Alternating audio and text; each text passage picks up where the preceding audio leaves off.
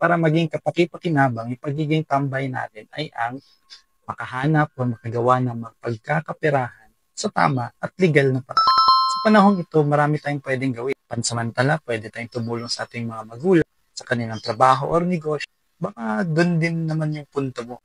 Pwede din tayong matutong magtinda or magbenta. May mga ilan lang din kasi na gusto na mabilisang pera.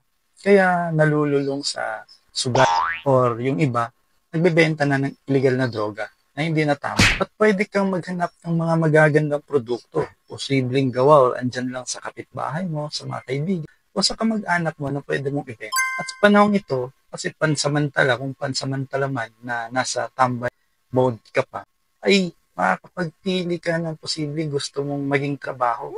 At isa sa mga tulong sa mga panahong ito ay ang mga natutunan mo sa mga pansamantalang ginagawa mo na pagkakitaan na posibleng maging hanap buhay mo na rin o negosyo sa mga darating na panahon dahil sa iyong mga kaalaman.